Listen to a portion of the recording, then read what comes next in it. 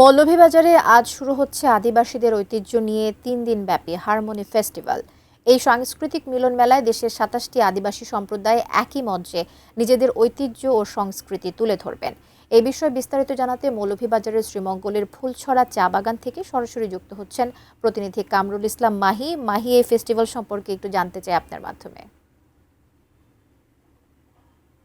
যেই ফেস্টিভ্যালটির কথা আপনি বলছিলেন সেই ফেস্টিভ্যালের মধ্যে আছে এবং কিছুক্ষণের মধ্যেই এই সাংস্কৃতিক যে উৎসব, বিশেষ করে যে আদিবাসীদের দিয়ে যে এই উৎসবটি, সেই উৎসবটি শুরু হবে। এবং ক্যামেরার মাধ্যমে যদি আপনাকে একটু দেখানোর চেষ্টা করি যে বিশেষ করে বিভিন্ন জনগোষ্ঠীর আদিবাসী ক্ষুদ্র নৃগোষ্ঠী যারা রয়েছেন, তারা তাদের যে সাংস্কৃতিক বা তাদের যে পরিবেশনা, পোশাক আশাক, সেগুলোতে তারা সেজে কিন্তু তারা এখানে আসলে উপস্থিত হয়েছেন।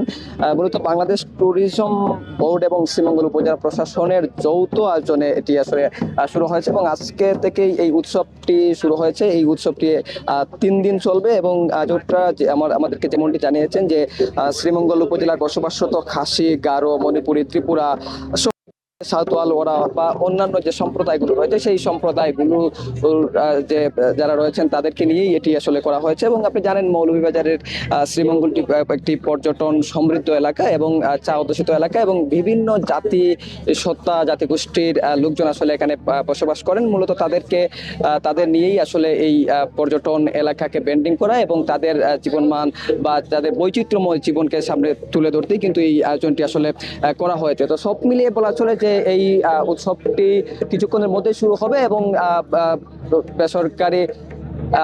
বেসরকারি বিমান পর্যটন মন্ত্রী, সাংস্কৃতিক মন্ত্রী এবং সরকারের ঊর্ধ্বতন কর্মকর্তা যারা রয়েছেন, তারা আসলে এটির উদ্বোধন করবেন। তো সব মিলিয়ে বলা চলে সবকিছু প্রস্তুত, কিছুক্ষণের মধ্যেই হয়তো এটি আসলে উদ্বোধন হবে। কবিতা।